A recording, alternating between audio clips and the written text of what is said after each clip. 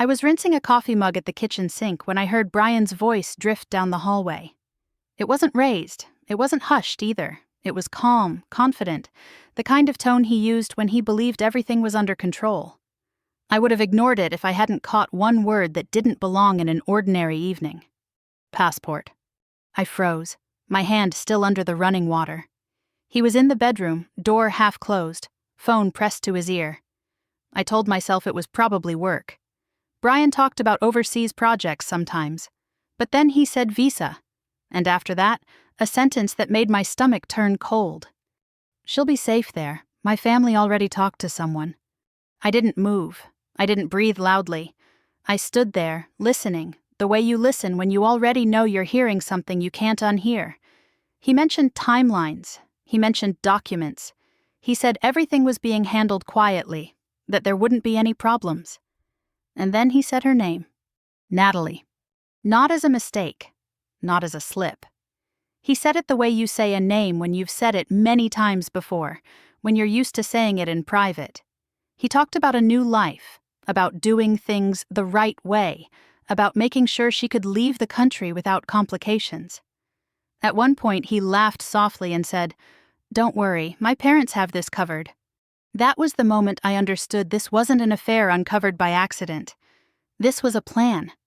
I didn't step into the hallway. I didn't interrupt the call. I didn't drop the mug or let it shatter so he'd know I was there.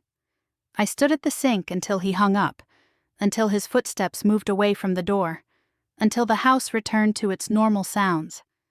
When I finally turned off the water, my hands were steady. Silence wasn't shock, silence was a decision. Brian came into the kitchen a few minutes later like nothing had happened. He asked if I wanted dinner. He mentioned a meeting he had the next morning. He smiled at me the way he always did, the smile that used to make me feel safe. I nodded, answered where necessary, kept my voice even. If he noticed anything different, he didn't say it. I went to bed that night without asking a single question. People like to imagine that betrayal arrives with drama, with raised voices and broken plates and accusations that spill out all at once. That's what movies teach us to expect. But real betrayal often arrives quietly, dressed up as logistics. Real plans don't announce themselves with guilt. They sound organized. They sound prepared. I was 32 years old, a medical administrator who had spent years working inside private hospital systems. My job wasn't glamorous, but it taught me one thing better than anything else. Nothing important happens without paperwork. People can lie, systems are harder to fool, and money, no matter how carefully it's disguised, always leaves a trail. Brian was 36, a mechanical engineer who came from a family that believed in structure, contracts, and appearances. His parents loved to talk about responsibility, about doing things properly. I had always assumed that meant they respected boundaries.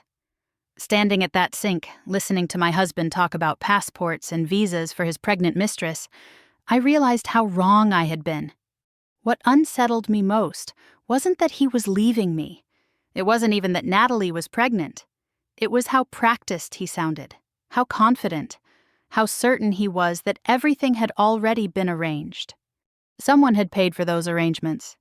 Over the next few days, I watched carefully. Brian was more relaxed than usual, almost buoyant. He left his phone face up on the table. He took calls without stepping outside. His parents called more often, their conversations short and clipped, full of phrases like, "We'll handle it," and "It's taken care of." Once, at a family dinner, his mother mentioned helping someone young with paperwork, then changed the subject before I could ask who she meant. I smiled, I listened, I said nothing.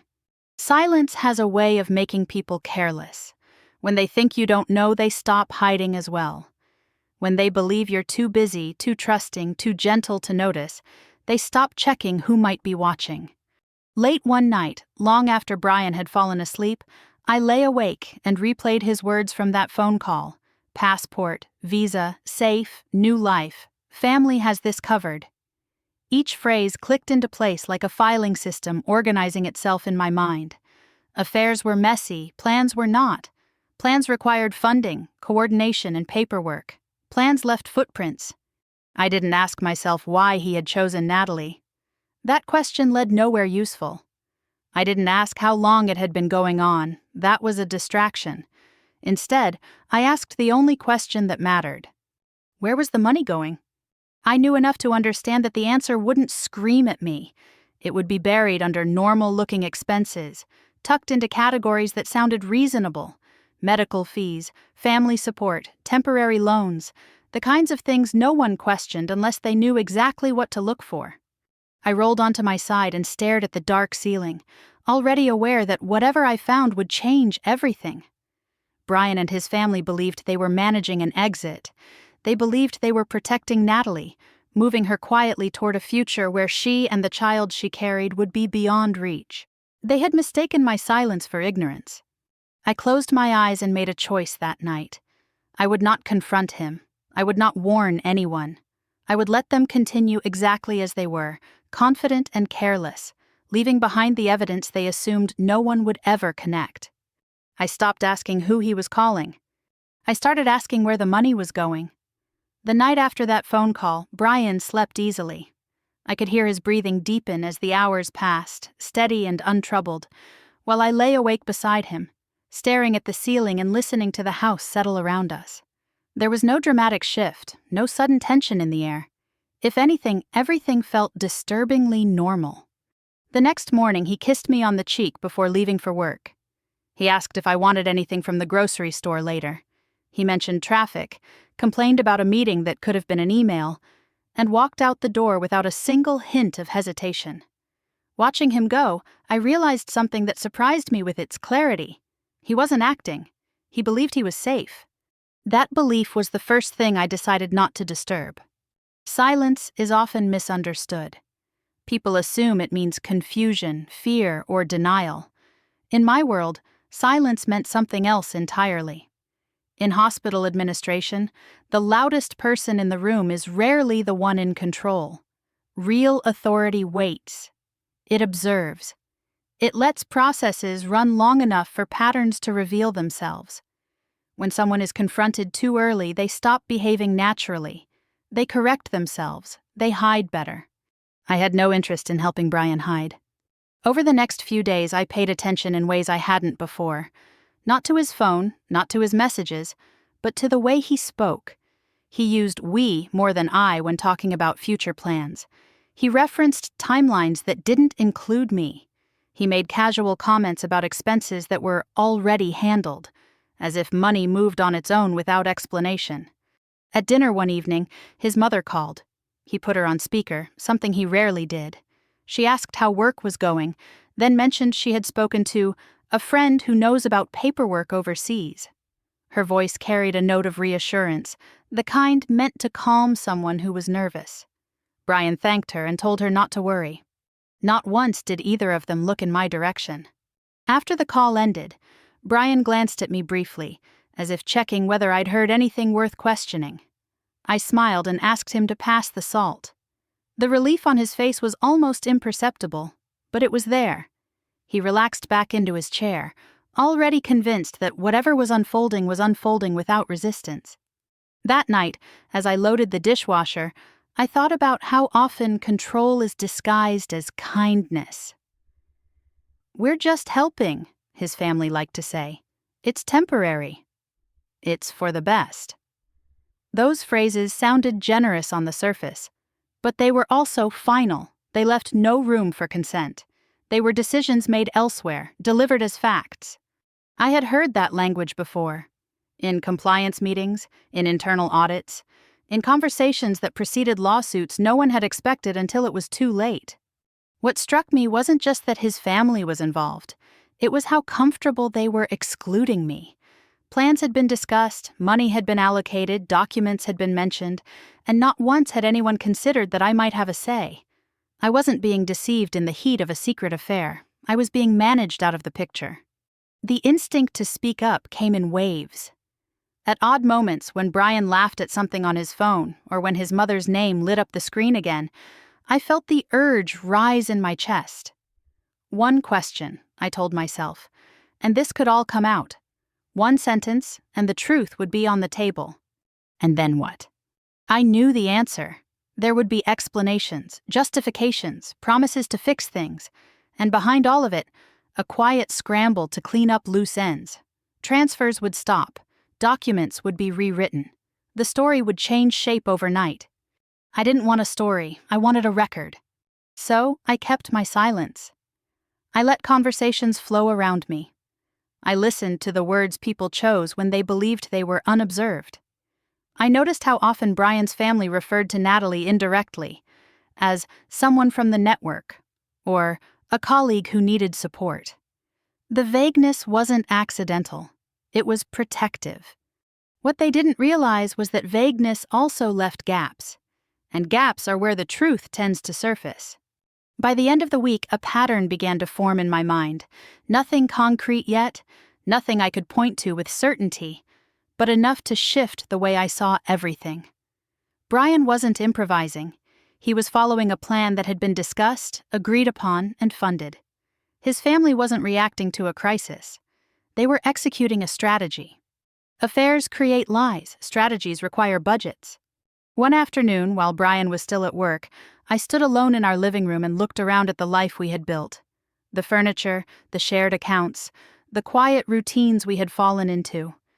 Everything looked the same, but I understood now that something fundamental had already changed. Decisions were being made that involved my future without my knowledge. Assets we shared were being treated as tools for someone else's escape. That was the moment I stopped asking myself why he had done this. Why leads to emotion? Why invites rationalization? Why has no paper trail? Instead, I asked myself a different question, one that felt colder and far more useful. Who was paying for this? I didn't open any accounts that day. I didn't log into anything or pull up statements. I wasn't ready yet. Observation came first. Context. Timing.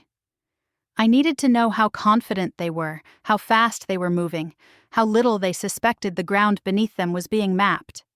That night, Brian mentioned almost casually that he might have to move some money around for family reasons. He said it the way people do when they expect understanding without explanation. I nodded and asked if he wanted tea. He smiled, relieved again, and went back to scrolling through his phone. Lying in bed later, I understood the mistake they were making. They saw my quiet as passivity. They assumed my focus on work meant distraction. They believed my lack of reaction meant ignorance. In reality, silence had given me space. Space to listen. Space to remember. Space to prepare. I wasn't waiting for him to confess. I was positioning myself to see exactly how far this plan went and who it involved before a single word was spoken. By the following Monday, I had stopped thinking of the situation as something personal and started treating it like a system that needed to be understood. Emotions still surfaced at unexpected moments, but I learned to set it aside the way I did at work when a complaint crossed my desk. Feelings were information, not instructions. They told you something was wrong, not how to fix it. At the hospital network where I worked, money never disappeared. It was reassigned, reclassified, or temporarily relocated. Expenses were given friendly names, so they didn't draw attention. A questionable payment didn't announce itself as suspicious. It arrived looking ordinary, folded neatly into the fabric of daily operations. I suspected Brian and his family were relying on that same principle. I didn't rush into our accounts. Rushing creates noise. Instead, I started with context. I reviewed our monthly patterns from memory, what we usually spent, what fluctuated, what remained steady. I thought about recent conversations, about comments Brian had made in passing about things being a little tighter than usual, about his parents covering certain costs so we wouldn't have to worry. Those comments had sounded considerate at the time. Now they felt rehearsed. One evening, while Brian showered, I sat on the edge of the bed and opened my laptop. I logged into our shared account the way I had done hundreds of times before. Nothing dramatic appeared on the screen. The balance was healthy. The transactions looked normal at first glance. Groceries, utilities, insurance, a few larger transfers labeled as professional services. That was where I paused. Professional services was a wide category. It could mean almost anything: consulting, administrative fees, medical-related costs. It was the kind of label that raised no alarms unless you knew what questions to ask. I clicked through the details slowly, careful not to rush myself into conclusions. The first transfer was modest, the second slightly larger. Both were routed through entities connected to healthcare services. Nothing illegal, nothing obvious. And yet, the timing caught my attention. They coincided with moments I now recognized as milestones. The week Brian's parents had dinner with us and talked about helping someone sort things out. The same week Natalie had suddenly taken time off work. I closed the laptop without downloading anything. Evidence collected too early had a way of changing behavior. I needed them to keep moving. Over the next few days, I expanded my focus. I reviewed our credit statements. I noted reimbursements that didn't quite match the usual patterns. Charges that appeared and disappeared within a billing cycle, neutralized by credits from family accounts. It was subtle, elegant even. Someone had taken care to ensure nothing looked excessive. What they hadn't accounted for was someone who understood how compliance reviews worked from the inside. In my job, I dealt with audits that began exactly like this. A series of small, reasonable transactions that made sense individually, but told a different story when viewed together. No single payment proved intent. Patterns did. By midweek, I had identified a quiet trail. It ran through physical therapy billing codes, consulting fees, and temporary family assistance. Each line item was defensible on its own. Together, they pointed in one direction. Money was being routed, filtered, and repurposed to support Natalie's exit. It was being done carefully, but not carefully enough. Brian mentioned Natalie for the first time at dinner that night. Not directly. He referred to someone at work who was having a hard time. He said it casually, as if testing how much he could say without triggering suspicion. I asked a neutral question about her department. He answered too quickly. When he went to take a call, I stayed at the table and stared at my plate, letting the pieces settle into place. This wasn't just about money, it was about misuse. Shared assets were being deployed for a purpose that had never been disclosed or agreed upon. Resources were being masked as professional expenses. And all of it depended on the assumption that I wouldn't look closely. That assumption was their weakness. Late that night, after Brian fell asleep again, I pulled out the folder where we kept our important documents. Marriage certificates, insurance policies, old tax filings, things we rarely needed but always knew where to find. I wasn't searching for anything specific yet. I was reminding myself of the structure we had built together, the agreements we had signed without much thought because we trusted each other. Trust had been the shortcut. Documentation was the long route. I thought about the way Brian's parents spoke about responsibility, about protecting the family's interests. They had always been meticulous with contracts in their business. They believed in safeguards, clauses, fine print. I doubted they realized how often those same safeguards worked in reverse. As the days passed, the trail grew clearer. A payment here aligned with a medical appointment Natalie had mentioned at work. A transfer there coincided with an immigration consultation Brian's mother had alluded to over the phone. The picture forming in my mind wasn't dramatic, but it was precise. I didn't feel anger the way I expected to. What I felt was something closer to focus. Betrayal sharpens attention when you let it. One afternoon, while reviewing a particularly detailed statement, I noticed a reference number that linked back to a compliance form I recognized instantly. It was the kind of form no one thought about once it was signed. Standard, boring, necessary. The kind of thing people skimmed. I stared at that number longer than I should have. I wasn't ready to act yet, but for the first time since that phone call in the kitchen, I felt a shift inside me. This wasn't just a matter of uncovering the truth. It was about understanding the framework they were operating within, the rules they believed protected them. Rules don't disappear just because people forget about them. I closed the folder and slid it back into place. Brian stirred beside me, murmured something in his sleep, and rolled over. I watched him for a moment. This man who thought his careful planning had insulated him from consequences. He believed this was a private matter, handled quietly by family. What he didn't know was that every quiet system has limits. And once you understand those limits, you don't need to raise your voice at all. You just need to know where to apply pressure. By the time I reached the end of the second week, the numbers had stopped feeling abstract. They had weight now. direction. I could trace them from one account to another the way I traced patient records through departments at work. Nothing moved randomly. Someone always authorized it. Someone always benefited. And in this case, the beneficiary was becoming impossible to ignore. Natalie's name still didn't appear anywhere directly. That was deliberate, but her profession did. Physical therapy codes, consultation services, administrative processing fees routed through the same medical network she worked in. It was clever, too clever for someone acting alone. One afternoon, while reviewing a set of invoices that Brian's mother had forwarded to our shared email for our records, I noticed a discrepancy so small it would have slipped past most people. A decimal point, a billing classification that didn't match the provider's usual pattern, the kind of thing an auditor flagged instinctively, even if they couldn't yet explain why. I felt a familiar tightening in my chest, not panic, recognition. At work, I had seen this before. When someone repurposed a legitimate channel for an illegitimate goal, the mistake wasn't in the idea. It was in the assumption that no one on the inside would notice. Natalie wasn't just receiving help. Her professional identity was being used as cover. That was the moment I understood how deep the involvement went.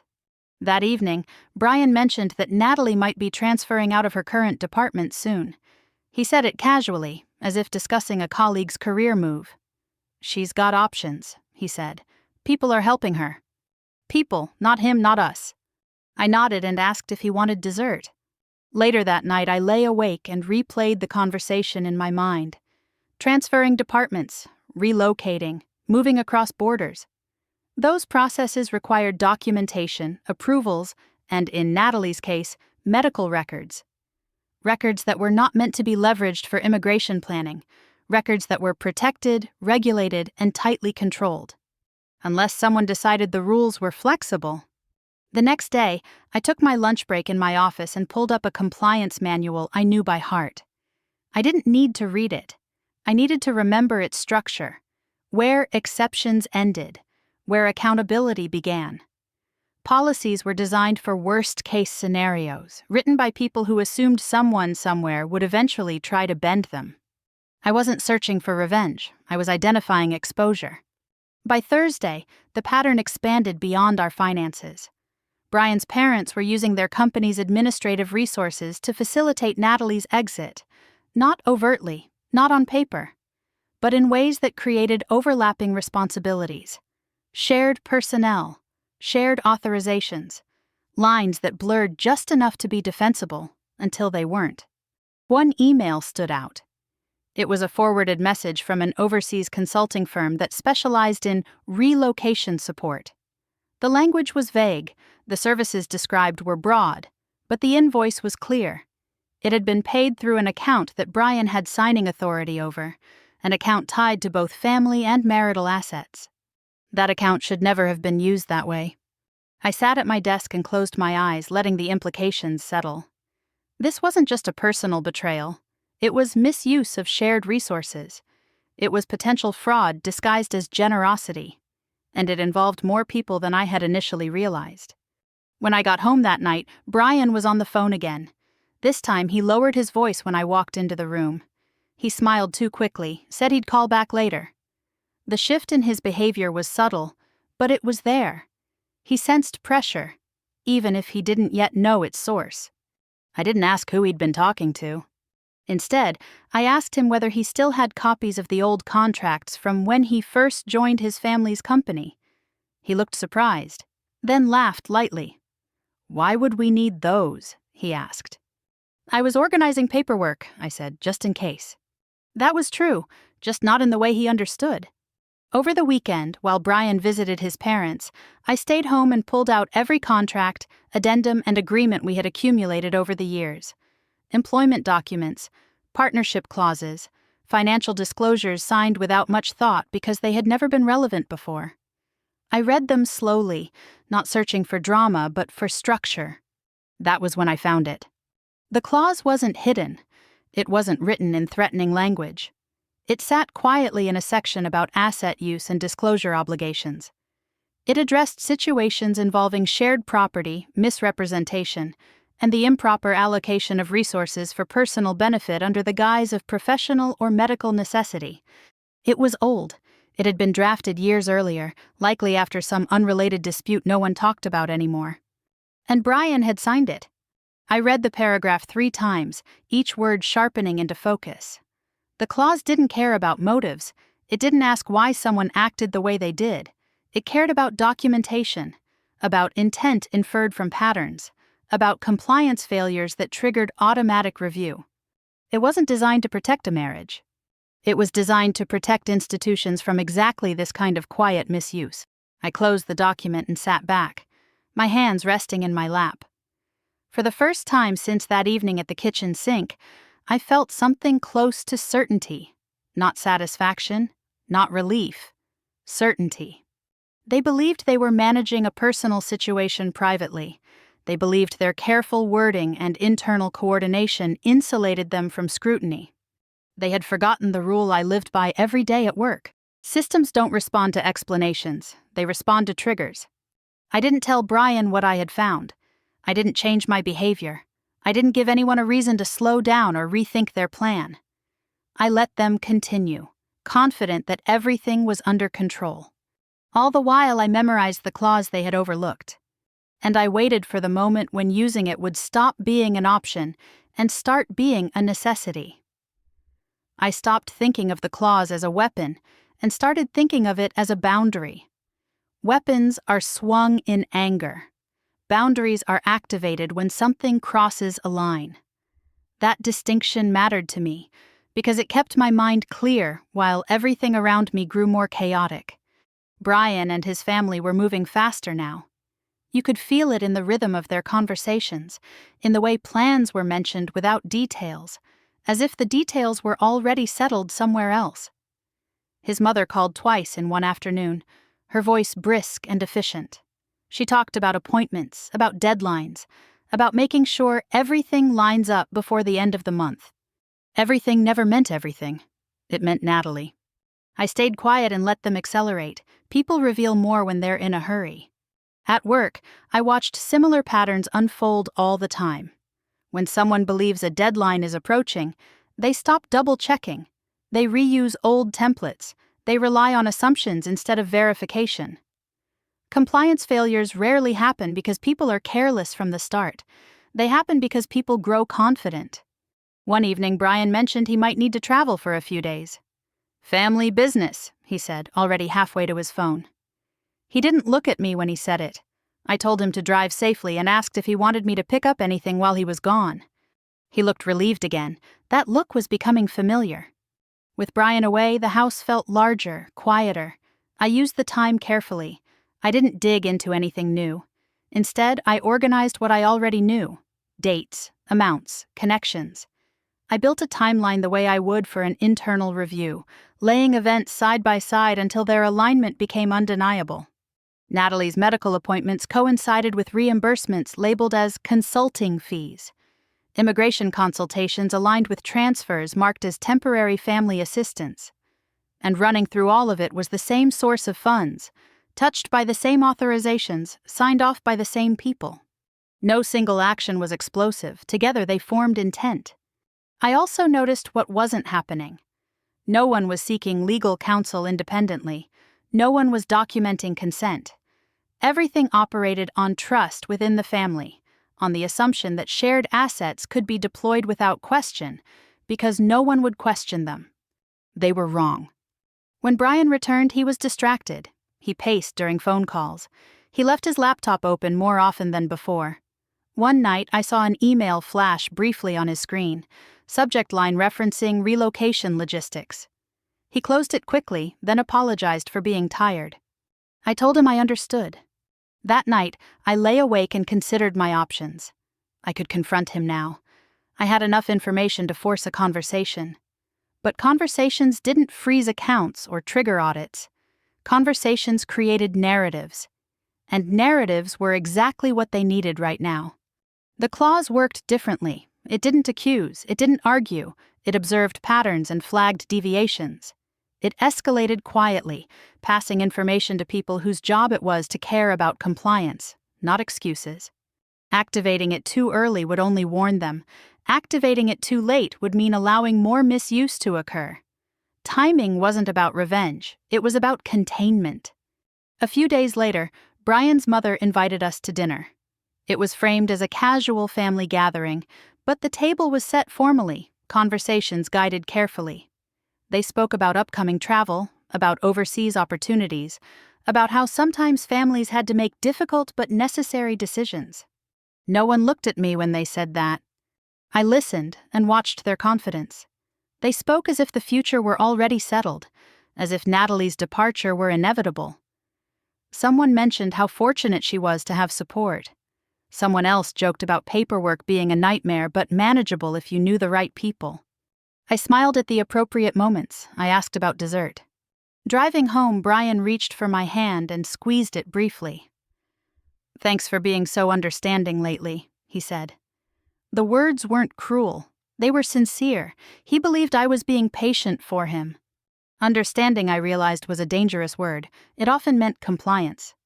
That night, I opened the contract again and reread the clause, slower this time. I imagined how it would look from the outside, stripped of emotion and context. Shared assets, misrepresentation, use of protected systems for personal gain, automatic review triggered by documented patterns. It didn't require my testimony, it required evidence. I had that now. The following week, Natalie stopped coming into work. Brian said she was taking time off to get things in order. His parents mentioned that things were progressing smoothly. There was talk of flights, of accommodations, of everything being finalized soon. Soon was exactly when people made mistakes. I noticed one that afternoon while reviewing a recent transfer. It was slightly larger than the others, pushed through quickly, authorized without the usual secondary approval. Someone had rushed. Someone had assumed it would blend in like the rest. Instead, it stood out. I didn't act immediately. I waited until the transaction settled, until it became part of the official record. Only then did I add it to my timeline, marking it carefully. That was when I knew the moment was approaching. They believed the most dangerous part of their plan was secrecy. They thought as long as no one confronted them, no one could stop them. They had prepared for arguments, for tears, for accusations. They had not prepared for silence backed by documentation. I didn't feel powerful in that moment. I felt precise. The kind of precision that comes from understanding how systems think, how they react when certain thresholds are crossed. I closed my laptop and went to bed, listening to the house settle once more. Everything looked calm. Everything felt normal. But beneath that calm, the conditions for intervention were now fully in place. And when the clause was finally activated, it wouldn't feel like retaliation.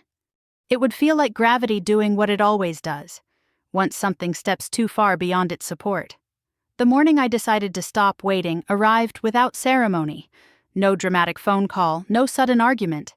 Just a quiet certainty that I had reached the end of preparation and the beginning of consequence. Brian was already gone when I woke up. He'd left a note on the counter saying he'd be late, another family meeting, another round of final details. The handwriting was casual, almost affectionate. I folded the note once and slipped it into my bag, not as evidence, but as a reminder of how ordinary everything still looked on the surface. At work, I moved through my day on autopilot. Meetings, emails, approvals. I signed off on reports with the same steady hand I always used. No one noticed anything different, and that was exactly how it needed to be. Systems don't respond to emotion. They respond to inputs. During my lunch break, I sat alone in my office and opened the file I had been quietly building for weeks. It wasn't a dramatic dossier. No highlighted accusations, no commentary. Just dates, amounts, reference numbers, and connections laid out in a way that spoke for itself. I reviewed it one last time, not to add anything new, but to confirm what I already knew. The threshold had been crossed. The misuse was no longer theoretical. It was documented, repeated, escalating. Shared assets had been used for undisclosed purposes. Protected medical and administrative channels had been leveraged to support a private plan.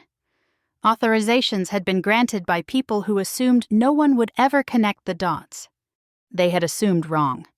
Still, I didn't act yet. Timing mattered. Triggering a review wasn't about pressing a button in anger. It was about choosing a moment when the system would have no choice but to respond fully. Too early, and it would stall. Too late, and more damage would occur. I waited until mid-afternoon, when approvals from the morning had settled into the records and the most recent transfer had finalized.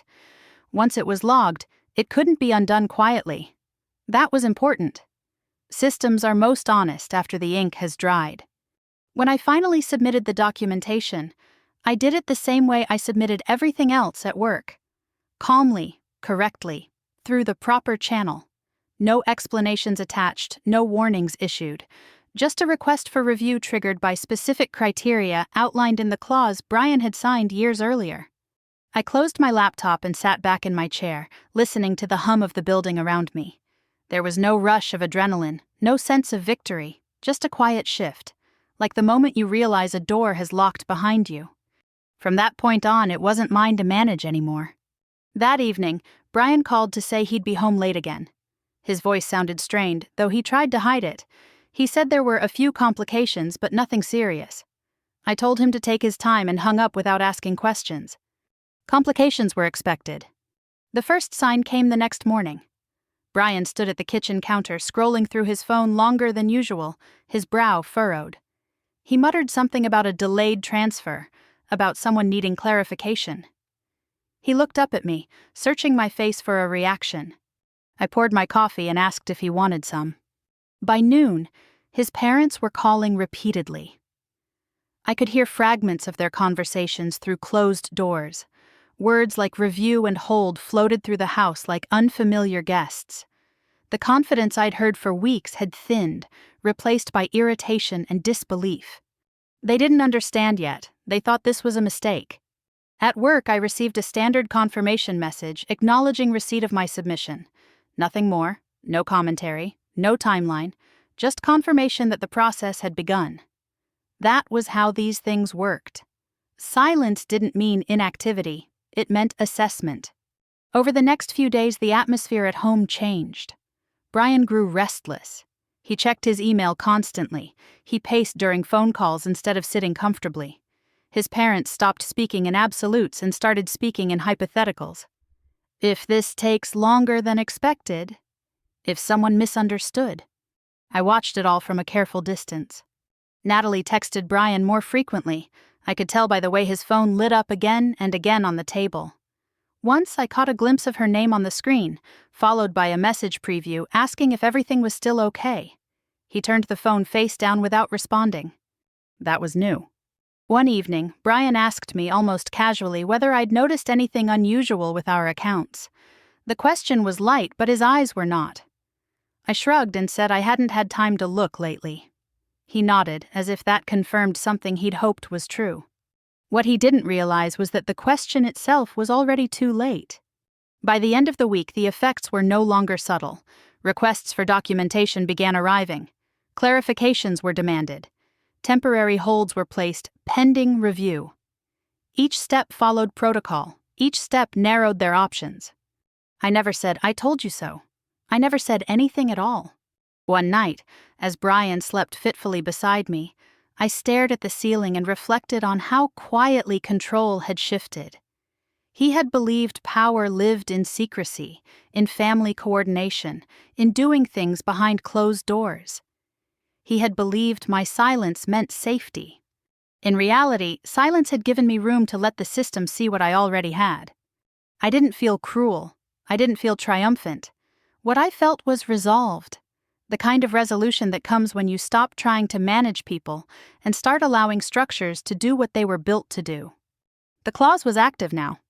Whatever came next would not be shaped by arguments or apologies. It would be shaped by consequences unfolding exactly as they were designed to. The first thing to disappear was certainty. Not the money, not the plans, but the quiet confidence Brian and his family had carried for weeks. It slipped away in fragments, in unfinished sentences and phone calls that ended too abruptly. Brian stopped leaving his phone on the table. He started taking calls in the garage, then outside, then in the car with the engine running. When he spoke to his parents, his voice dropped, no longer assured but tight, edged with irritation. They argued now, not openly, not loudly, but enough for the tension to seep through walls and closed doors. I didn't need to ask what had changed. I could hear it. At dinner one night, Brian pushed food around his plate without eating. He mentioned that some approvals were taking longer than expected, that people were asking questions they shouldn't need to ask. He laughed once, a hollow sound, and said bureaucracy was ridiculous sometimes. I nodded and kept eating. The next day, his mother showed up unannounced. She stood in the kitchen with her coat still on, speaking in careful phrases about misunderstandings and delays. She said things like, "These things usually sort themselves out, and it's probably nothing serious." But her eyes kept flicking toward me, as if she were measuring something she hadn't measured before. I offered her tea. She declined. For the first time, I saw hesitation in her. Not guilt, not remorse. Hesitation, the kind that comes when a plan no longer feels inevitable. Natalie's situation shifted quickly after that. Brian didn't tell me directly. He didn't need to. I heard her name whispered through phone calls, followed by frustrated sighs. I heard words like hold and pending and review, spoken with disbelief, as if the universe had broken an unspoken agreement. One evening, Brian admitted that Natalie's visa processing had stalled. "Just temporarily," he said. "They need to verify some things." Verify was the word no one ever wanted to hear. I asked if she was okay. The question sounded kind, even concerned. Brian hesitated before answering. "She's stressed," he said. "She thought everything was settled." I almost smiled, almost. Stress does strange things to people. It strips away confidence and leaves behind the raw mechanics of fear. Natalie started calling Brian more often. Her messages arrived late at night, early in the morning, urgent and unanswered. She wanted reassurance. She wanted clarity. What she received instead was silence. The family tried to fix things. I could see that too. They made calls to contacts who had always smoothed things over before. They sent emails worded politely but firmly, invoking past favors and shared histories. They leaned on relationships the way they always had. This time the relationships didn't bend. Systems don't care about tone, they care about compliance. By the end of the week, Brian's parents stopped using words like when and started using words like if. If the review cleared quickly, if the hold was lifted, if nothing else surfaced, each if sounded smaller than the last. Brian barely slept. He woke up in the middle of the night and checked his phone, then stared at the ceiling the way I had weeks earlier. Once, he turned toward me and opened his mouth as if to speak, then closed it again. He didn't know what to say. He didn't know what I knew. Natalie showed up at the house one afternoon while Brian was still at work. I hadn't expected that. She stood on the porch, her expression tight, eyes shadowed with exhaustion. She looked smaller than I remembered, less composed. Fear had a way of reshaping people. "I just need to talk to him," she said when I opened the door. "He's not here," I replied calmly. She hesitated, then glanced past me into the house. "Everything's getting complicated," she said, as if that explained her presence. "Things weren't supposed to go like this." I studied her for a moment, not with anger, with curiosity. She had believed she was protected, that the family standing behind her would always stay there. Protection, I knew, was conditional. "I'm sure he'll call you," I said. It wasn't a promise, it was a dismissal. She left without another word. That night, Brian came home pale and distracted. He said his parents were furious. He said Natalie was panicking. He said someone had suggested consulting a lawyer. The words tumbled out of him, disorganized, desperate for grounding. "Do you think this could turn into something serious?" he asked me, finally meeting my eyes. The question hung between us, heavy with implication. He wasn't asking about Natalie. He wasn't asking about us. He was asking whether the ground beneath him was still solid. "I don't know," I said honestly. "It depends on what they find." That answer frightened him more than anger ever could have. The following days brought more questions, more requests, more formal language. The tone shifted from confusion to concern, from concern to caution. Temporary measures became extended ones. Reviews expanded. What had been a quiet process grew teeth. Brian's parents stopped calling me altogether. Their world narrowed to damage control. Natalie faded from their conversations, mentioned less often, as if distance might erase risk. I watched it all with a strange sense of detachment. The system was doing exactly what it was designed to do.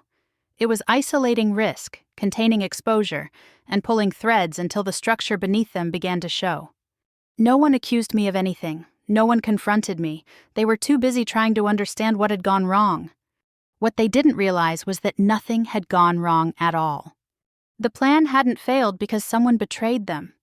It had failed because they underestimated silence. And silence, when paired with patience and documentation, had finally shifted the balance of power away from them and into something they could no longer control. By the time the questions became official, everyone involved understood that this was no longer something that could be talked away. The language changed first. Gone were the casual reassurances and confident promises. In their place came emails written in careful, neutral terms, requests framed as standard procedure, and deadlines that carried weight simply because they existed. Brian tried to pretend otherwise. He told me it was routine, that reviews happened all the time, that nothing had technically gone wrong. He said these things too often, as if repetition might turn them into truth. But his hands shook when he held his phone, and he stopped sleeping through the night. The family business felt the pressure next. Brian's father complained loudly about unnecessary scrutiny, about how loyal people were being inconvenienced for no reason. But even he couldn't hide the change in tone when he mentioned frozen authorizations and delayed payments. The company's internal systems had begun to flag inconsistencies, the same ones I had seen weeks earlier, now magnified by outside attention. At dinner one night, Brian admitted that an internal review had been opened. He said it quickly, then waited, watching my face. I kept my expression neutral, asked whether they needed any documents from our records. He stared at me for a long moment, then shook his head. "No," he said, "not yet." "Not yet" was doing a lot of work. Natalie disappeared from conversation entirely after that. Her name was replaced by vague references, by silence that felt deliberate. But silence doesn't erase reality. It only delays its arrival. I learned through indirect channels that her visa application had been officially suspended pending financial clarification. No timeline, no assurances, just waiting.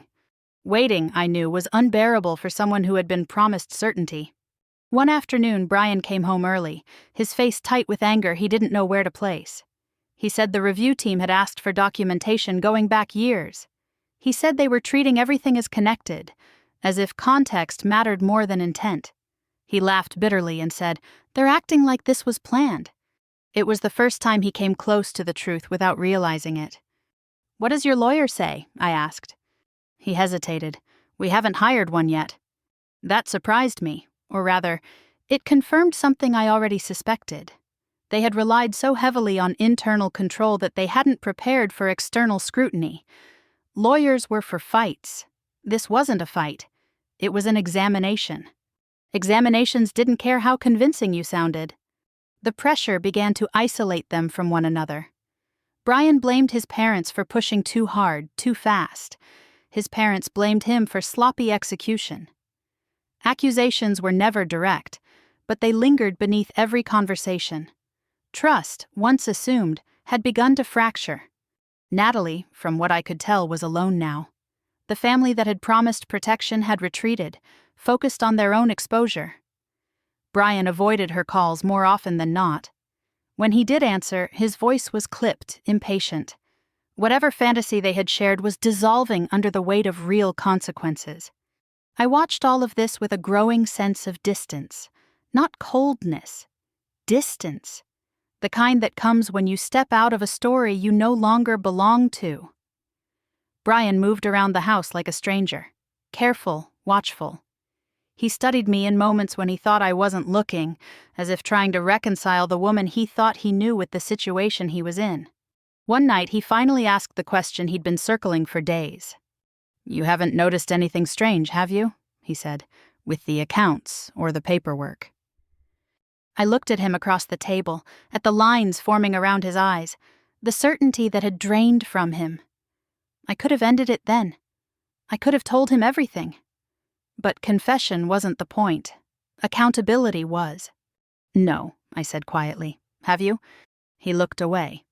The requests intensified after that. Formal notices, structured interviews, requirements to produce explanations that aligned with records already on file. The system wasn't accusing yet. It was mapping. And mapping was far more dangerous. Brian's parents stopped talking about outcomes and started talking about damage control. They discussed contingency plans, restructuring, distancing the business from personal matters. Natalie was no longer part of the conversation at all. She had become risk. One evening, Brian came home with a folder tucked under his arm. He sat at the kitchen table and spread out documents, his movements slow and deliberate. "They want me to sign a statement," he said, "just to clarify some things." "What kind of things?" I asked. He swallowed. That the use of funds was appropriate, that there was no intent to misrepresent. Intent, the word hovered between us like a warning. "And is that true?" I asked. He didn't answer. That was when I knew the collapse had reached its final stage. Once people were asked to put their names under statements, the illusion of control vanished. Sign, and you were accountable. Refuse, and you were suspicious. Either way, the system tightened its grip. Brian closed the folder and buried his face in his hands. For the first time, he looked afraid, not of losing Natalie, not of losing me, but of losing the story he'd told himself about who he was and how protected he'd always be. I felt no triumph watching him like that, only confirmation. The process continued without pause. Accounts remained restricted, reviews expanded. Professional reputations, once solid, began to show cracks. Natalie's exit plan stalled completely, caught in a web of unanswered questions and financial scrutiny she hadn't anticipated. They had believed they were untouchable because they were quiet. They had believed silence meant safety. What they were learning now was that silence, when it comes from the wrong direction, doesn't protect you. It observes, and once it has seen enough, it allows the system to do the speaking instead. The moment I activated the clause didn't arrive with drama. It came in the middle of an ordinary afternoon, the kind that usually passed without leaving a mark. Sunlight filtered through my office window, soft and unremarkable, while my inbox filled with the usual requests and reminders. Nothing in the world shifted outwardly when I made the decision. Everything shifted inward. I had already chosen the timing days earlier, not because I wanted to catch anyone off guard, but because I understood how systems respond when the last variable is removed. The documentation was complete, the pattern was undeniable. Any further delay would only allow more misuse to occur, more risk to spread outward. Waiting longer would no longer be restraint. It would be complicity. So I stopped waiting. I didn't call Brian. I didn't send a message to his parents. I didn't warn anyone that the moment had arrived. Warnings invite preparation, and preparation reshapes behavior. What I needed was continuity. I needed the system to see them exactly as they were, not as they would pretend to be once they felt threatened. I submitted the materials through the proper channel, the same way I submitted everything else in my professional life. No commentary, no accusations, just a clean request for review, triggered by criteria clearly outlined in the clause Brian had signed years earlier and forgotten entirely. The language was neutral, procedural, almost boring. That was its strength. Once it was done, it wasn't mine anymore. I closed my laptop and sat still for a long moment, listening to the quiet hum of the building around me. There was no surge of emotion, no rush, just a sense of finality, like stepping past a line you know you'll never cross again. The clause didn't punish. It didn't judge. It contained. It froze movement, flagged inconsistencies, and routed information to people whose only loyalty was to process and compliance. It didn't ask why money had been used the way it was used. It asked whether the use aligned with disclosure obligations and documented intent. It didn't. The first effects were subtle. A delayed approval here, a request for clarification there. Brian mentioned that someone had asked for additional documentation regarding a transfer he thought was already settled. He sounded annoyed more than worried, as if inconvenience were the worst possible outcome. That illusion didn't last. By the next morning, Brian's confidence had begun to thin. He checked his email before brushing his teeth, scrolled longer than usual, muttered about people overcomplicating things. When he left for work, he kissed my cheek absently, his mind already somewhere else. His parents reacted faster. They sensed the shift immediately. I could hear it in the tone of their phone calls, in the sudden urgency of phrases like unexpected review and temporary pause. They didn't yet understand the scope of what had been triggered, only that something had moved beyond their control. That was when I knew it was working. Natalie's exit plan stalled almost at once. Travel arrangements that had seemed guaranteed were suddenly under assessment. Funding that had flowed smoothly now required explanation. The safety she'd been promised turned out to be conditional, dependent on processes she didn't understand and couldn't influence. She called Brian repeatedly. He stopped answering. At home, the atmosphere changed. Conversations fell flat. Plans were mentioned cautiously, if at all. Brian's parents stopped speaking in certainties and started speaking in contingencies. Someone suggested that maybe it was time to involve legal counsel. Someone else argued that doing so might draw unnecessary attention. They were arguing about the wrong thing. The clause didn't care who spoke to whom. It didn't care how convincing anyone sounded. It responded only to records, to patterns, to the quiet accumulation of evidence that now spoke louder than any explanation they could offer. I watched the shift from a distance I hadn't expected to feel so natural. I wasn't numb, I was clear. For weeks, I had carried the weight of knowing what was happening while pretending not to. Now that the burden had been transferred to the system, I felt lighter, not heavier. Brian noticed the change in me before he understood the change in his circumstances. He studied me more closely, asked small questions about my day, about work, about whether I'd noticed anything odd. I answered honestly, I hadn't noticed anything odd. Everything was unfolding exactly as it should. One evening, his father called and asked to speak with him privately. Brian stepped outside, closing the door behind him. I could hear raised voices through the glass, sharp with frustration and disbelief. When Brian came back inside, his face was pale. "They're looking at everything," he said. "Years of transactions. They think there might have been misrepresentation." He looked at me then, really looked at me, as if trying to see past the version of me he had filed away as harmless and distracted. I met his gaze without flinching. "Then they'll sort it out," I said. That was the moment something in him shifted. Not realization, not yet, but doubt. The first crack in the story he'd been telling himself about how protected he was, how untouchable. The family tried to fix it. Of course they did. They made calls. They sent carefully worded messages. They leaned on relationships that had always worked before. But the responses they received were different now. Polite, firm, procedural. Once a system has been activated, influence loses its shape. They didn't know it was me. Not yet. They didn't need to. The clause didn't require attribution. It required documentation. And that documentation was now moving through channels that didn't pause for family dinners or whispered assurances. Late that night, I lay awake and listened to Brian pacing the bedroom, his phone glowing in his hand. I felt no urge to comfort him, no urge to explain. Comfort would have implied negotiation. Explanation would have invited argument. This wasn't about winning. It was about allowing consequences to arrive without interference. By activating the clause, I hadn't destroyed anything. I had simply stopped protecting a plan that was never mine to protect. I had returned control to a system designed to see what individuals chose to ignore. And once control leaves human hands, it doesn't come back easily. The collapse would not be immediate. It would be measured, procedural, and relentless. They would experience it as sudden. I experienced it as inevitable. I turned onto my side, closed my eyes, and let the system continue the work it had been built to do. Nothing collapsed all at once. It unraveled in stages, the way carefully arranged things always do when pressure is applied evenly instead of violently.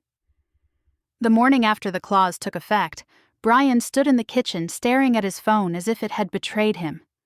"They've put a temporary hold on one of the accounts," he said, trying to sound casual. "Probably just routine." Routine was the word people used when they wanted to believe control still existed. By noon, the hold had expanded.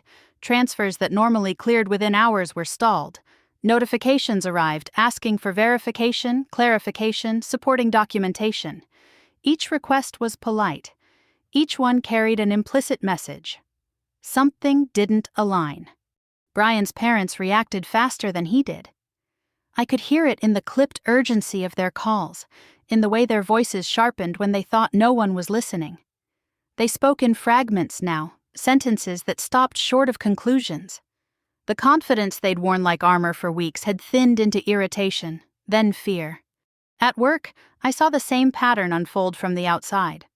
Once a review begins, it rarely stays contained. One flagged account leads to another. One discrepancy invites a broader look.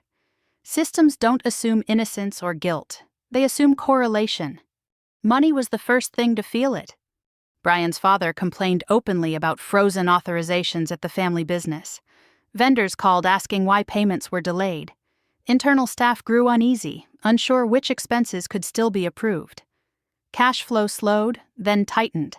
The problem wasn't that funds were gone. It was that movement had been interrupted.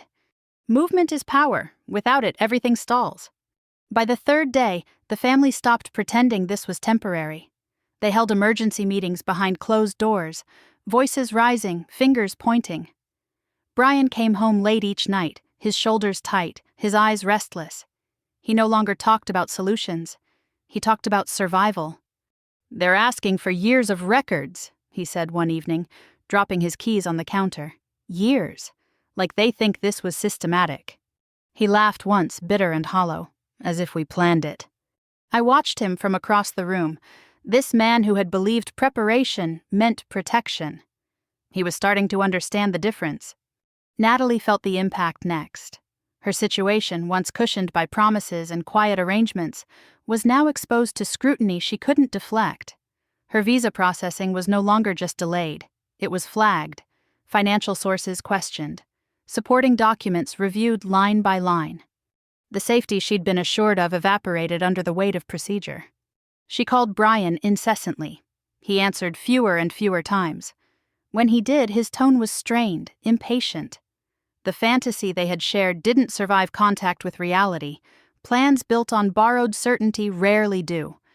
The family tried to intervene. They reached out to contacts who had smoothed paths before, people who owed favors or valued relationships. But the responses they received were different now. Polite acknowledgments, firm boundaries, statements about protocol. Influence doesn't travel far once a process is formally engaged. By the end of the week, the review had spread beyond finances. Compliance teams requested explanations. Documentation had to match intent. Statements needed to be signed. Each step narrowed the space for reinterpretation. Brian's parents began to retreat. Not outwardly, not yet, but internally. I saw it in the way responsibility shifted, how conversations changed shape. No one wanted to be the one left holding the risk. Natalie faded from their discussions. Her name mentioned less often, as if distance could undo involvement. At home, Brian barely slept. He woke in the middle of the night and stared at the ceiling, his phone glowing softly in his hand. Once he turned toward me and opened his mouth, then closed it again. Whatever he wanted to ask, he wasn't ready to hear the answer. One evening he finally said it. "Do you think this could get serious?" It wasn't a question about Natalie. It wasn't a question about us. It was a question about consequence. "That depends," I said, keeping my voice steady, "on what the records show." He nodded slowly, as if that confirmed something he'd been avoiding. The system continued without pause. Holds became audits. Audits became inquiries.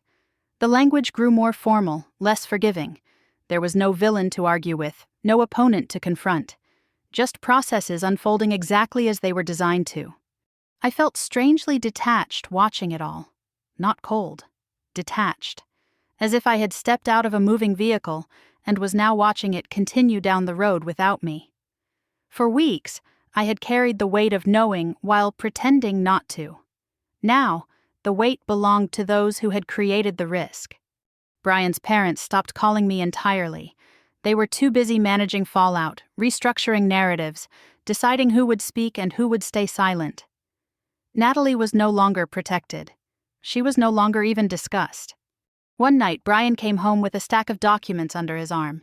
He spread them across the table, his movements careful, deliberate.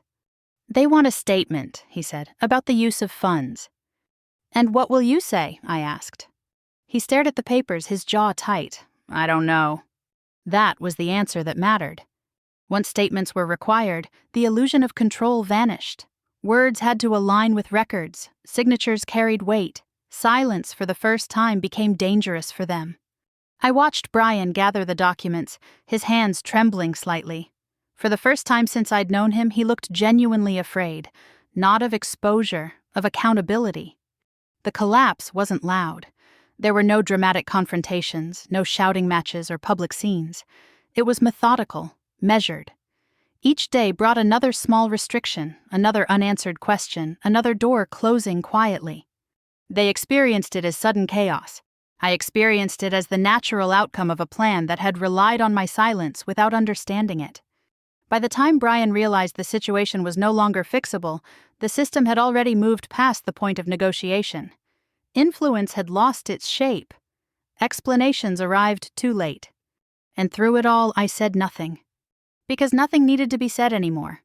The structure they had built their certainty on was failing, not because someone attacked it, but because it had finally been seen clearly.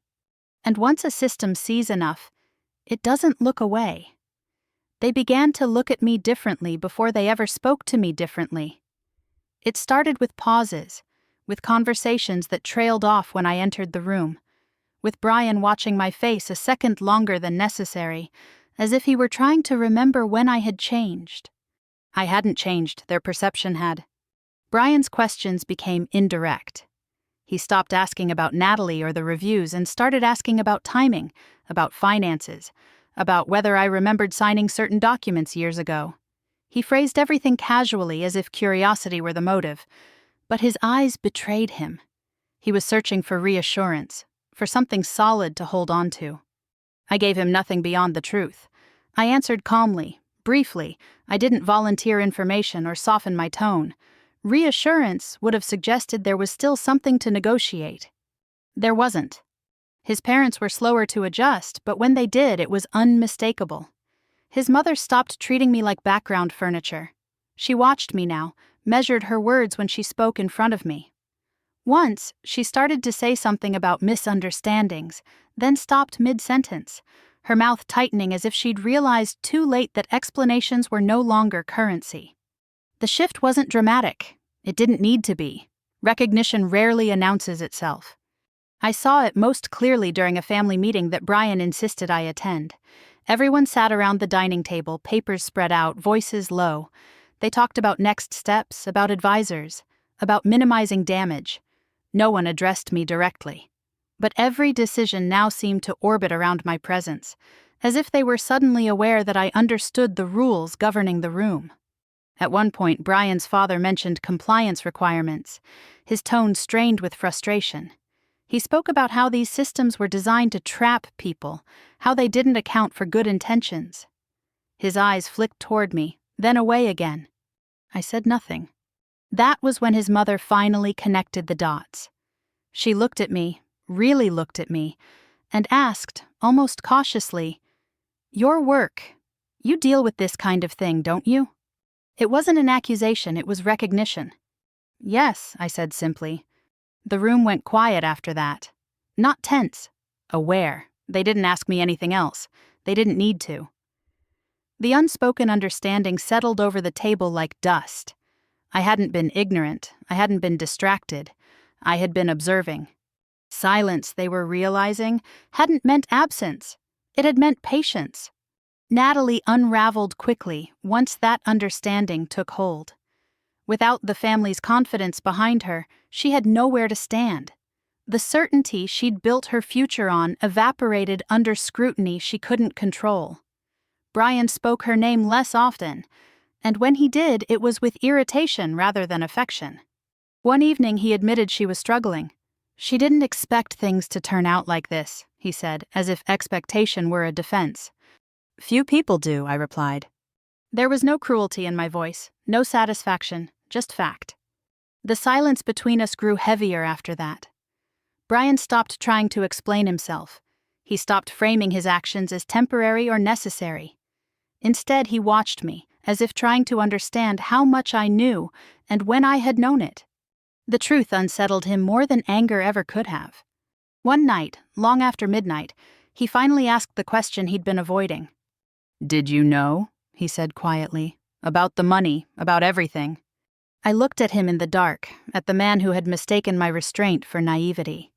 "Yes," I said. He waited for more, an explanation, a timeline, an accusation. I gave him none.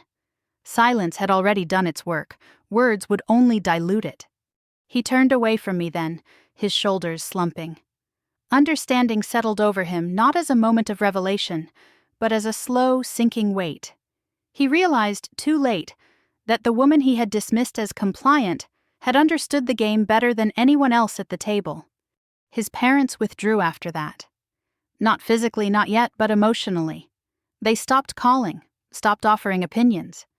Their focus narrowed to survival, to managing the consequences they could no longer control. Whatever narrative they had constructed about me collapsed quietly, without ceremony.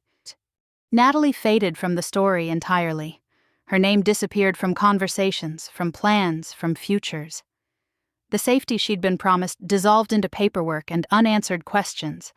Whatever she felt about me no longer mattered. The system had moved past personal grievances. What remained was reckoning. Brian moved through the house like a guest, careful, uncertain.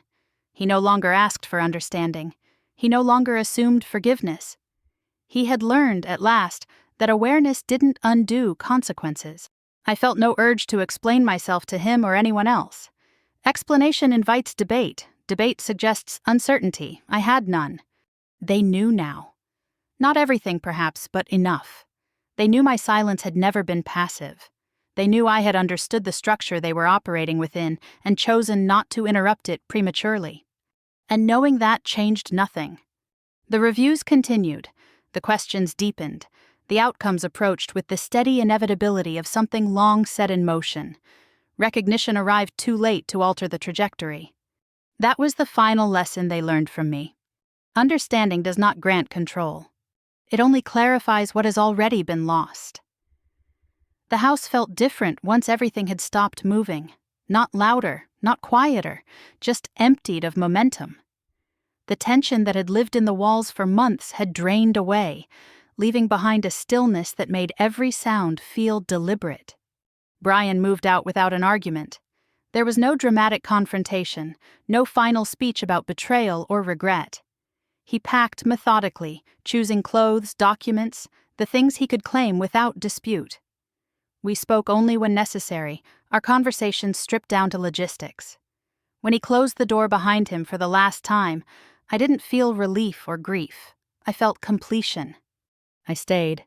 Not out of spite, not out of nostalgia, but because I had nothing left to prove and nothing left to defend. Everything that mattered had already been addressed, not through emotion, but through structure, through records, through consequences that didn't require my participation anymore. The aftermath unfolded quietly. Accounts were separated according to the law, not promises. Assets were divided based on documentation, not guilt. I kept what was mine because it was mine, not because I demanded it. The system recognized the difference.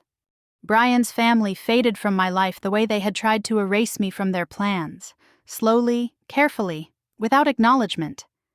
I didn't chase closure from them. Closure doesn't come from people who never believed they owed you a voice. Natalie disappeared from my orbit entirely. I didn't know where she went, and I didn't ask. Her future was no longer tied to mine in any way that mattered. Whatever story she told herself about how things had unfolded, it would never change the facts recorded in black and white. I returned fully to my work, to the routines that had always grounded me. Meetings, audits, policies that existed to protect people who were often underestimated. For the first time in months, my mind felt clear when I woke up in the morning. No secrets to carry, no silence to maintain, just space. Looking back, I understood something that had taken me years to learn. Betrayal doesn't always come with cruelty. Sometimes it comes wrapped in calm voices, family dinners, and phrases like, "We've taken care of it." It assumes you won't notice because you've been quiet before. What they never understood was that my silence had never been surrender. It had been observation. I didn't destroy anyone's life. I didn't need to. I simply stopped shielding a plan that depended on my ignorance to survive. Once that protection was gone, everything else followed naturally. The truth didn't need my anger. It needed daylight. There is a particular kind of strength that comes from knowing you didn't have to raise your voice to be heard, that you didn't have to beg for fairness or fight for dignity. You only had to read carefully, wait patiently, and act when the moment was right. That strength stayed with me. If this story resonates with you, if you've ever been underestimated because you stayed quiet, because you chose not to react right away, I'd love to hear from you. Share your thoughts or your own experience in the comments. Sometimes the most powerful stories are the ones we don't get to tell out loud. And if you believe in stories where justice doesn't scream but still arrives, where quiet awareness becomes real power, stay with this channel. Subscribe, and join me for more stories about dignity, accountability, and the moments when silence turns out to be the strongest move of all. Because sometimes the clause everyone forgets isn't written on paper. It's written in the person they never thought was paying attention. This story is fictionalized for dramatic effect.